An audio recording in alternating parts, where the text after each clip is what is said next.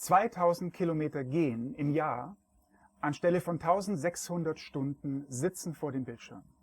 Das ist mein Ziel für das Jahr 2022 und erreichen werde ich das mit diesem Bürolaufband. Das ist für mich eine super Alternative zum Sitzen vor dem Bildschirm. Da komme ich leider nicht weg. Das ist genau die Zeit, die ich habe, um mich auch zu bewegen. Aber es ist natürlich keine Alternative zur frischen Luft, zur Natur, zu echtem Sport oder eben auch zu nachhaltiger Fitness, wo alle Körperregionen irgendwie belastet werden. Für mich hat es ganz positive Effekte. Ich habe keine Rückenprobleme mehr. Ich habe meine Corona-Pfunde verloren und tatsächlich schlafe ich auch besser, weil ich am Abend eben nicht nur geistig fertig bin, sondern auch körperlich spüre, dass ich was getan habe. Wie funktioniert das mit dem Arbeiten? Bei mir sehr gut. Fokussiertes Arbeiten ist für mich viel, viel leichter geworden. Ich kann mich besser konzentrieren und ich komme auch viel, viel leichter in so einen Flow rein, in so einen Arbeitsflow rein. Scheint auch ganz klar zu sein, warum. Der Kreislauf wird angeregt, die Sauerstoffsättigung im Blut erhöht sich und das Gehirn wird besser versorgt. Die besten Ideen kommen beim Gehen, das, glaube ich, kennt jeder. Wie schaut sowas in Videokonferenzen aus? Ich habe natürlich meistens sitzende Kollegen und Kolleginnen mir gegenüber sitzen und natürlich merken die auch, dass ich gehe. Ich denke aber, dass die Bewegung jetzt nicht so störend ist und tatsächlich habe ich festgestellt, dass das ein sehr guter Gesprächsanlass ist. So kommt man leicht einfach mal zusammen und die Gesichter zeigen mir auch jedes Mal am Anfang etwas Verwirrung, warum macht er das? Und wenn Sie darüber nachdenken, sieht man das schon ganz schnell, hey, gute Idee, sollte ich vielleicht auch machen. Lautstärke ist natürlich immer ein Thema. Ich gehe jetzt bereits auf dem Band, man hört nichts, aber in Wirklichkeit ist da ein Bandgeräusch und es sind natürlich auch Trittgeräusche mit dabei.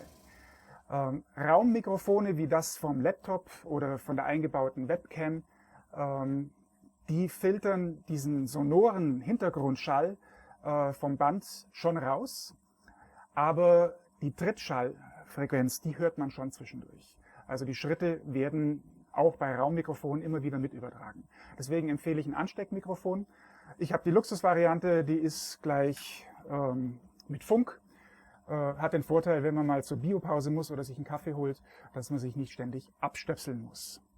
Generell aber zum Schall ist zu sagen, so ein Setting eignet sich fürs Homeoffice, eignet sich für ein Einzelbüro. In Mehrpersonenbüros ist es wahrscheinlich schwierig. Ich selber filtere diese Geräusche eigentlich schon komplett raus, aber wenn andere auf dem Laufband neben mir gehen würden, das würde ich wahrscheinlich auch noch hören. Tippen und Arbeiten ist auch überhaupt kein Problem. Das ist wie bei einer Ente im Wasser. Unter Wasser strampelt sie, oben ist alles ruhig und hier lege ich meine Arme auf diese Polsterung hier und damit ist alles unterhalb absolut ruhig. Ich kann tippen und ich kann auch mit der Maus sehr präzise arbeiten.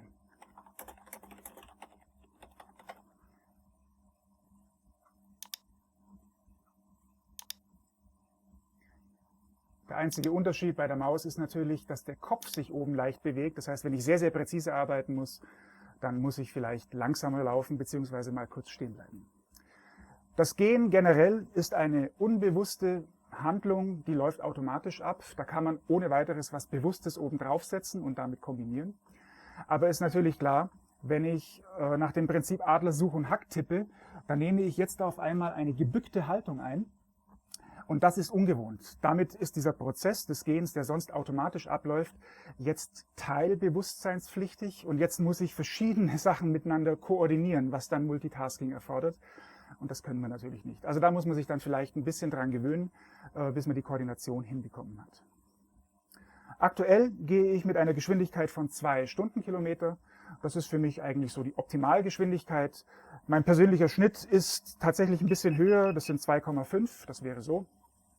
Ich gehe aber selten auf 3 Stundenkilometer hoch und das ist für mich die absolute Grenze, weil jetzt bin ich in einem Bereich, da fange ich dann wahrscheinlich irgendwann an zu schwitzen.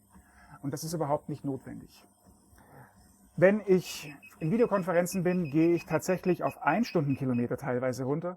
Und 1 Stundenkilometer ist wirklich langsam. Da bewegt sich jetzt also auch im Oberkörper nicht mehr so richtig was. Trotzdem ist immer eine Dynamik da, und zwar insbesondere im unteren Rückenbereich. Also die Gelenke bewegen sich, die Bandscheiben werden gleichmäßig belastet. Ich habe mit 1 Stundenkilometer auch alle Effekte, die ich mitnehmen möchte. Pausen mache ich natürlich auch. Dann fahre ich meinen Tisch auf Sitzhöhe runter, habe hier meinen Bürostuhl und das tut zwischendurch auch mal ganz gut. Beim Bürostuhl ist lediglich darauf zu achten, das Band selber wegzuziehen, um einen normalen Stuhl hinzustellen. Das wird man im Alltag nicht machen. Mein Band wiegt 80 Kilogramm, die etwas günstigeren Varianten, die wiegen immer noch 30 bis 50 Kilogramm und das räumt man im Alltag nicht mal ebenso hin und her. Also lieber einen ordentlichen Bürostuhl kaufen, der aufs Band drauf passt, damit hat man dann, glaube ich, mehr davon. Ja, last but not least, auf Ergonomie achten.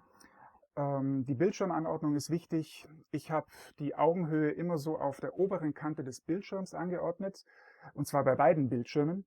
Damit bin ich einmal mit einem leicht nach unten geneigten Blick am Arbeiten, so wie das auch beim Sitzen der Fall ist. Und meine Webcam, die oberhalb sitzt, filmt von leicht oberhalb, auch das ist die optimale Position. Laptops, wenn eingesetzt werden, ich würde empfehlen, den eben auch nach oben zu stellen. Ich habe hier noch einen Schwenkarm, den ich angeschafft hatte zu Zeiten, wo es noch keine guten höhenverstellbaren Tische gab.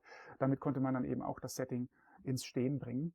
Und das passt jetzt sehr, sehr gut, nicht nur für den Laptop, sondern auch für Lichter, die ich hier irgendwie anordnen kann. Ja, das war's. Ich freue mich auf eure Kommentare, auf eure Diskussionen, entweder auf LinkedIn oder auf YouTube. Bis dann.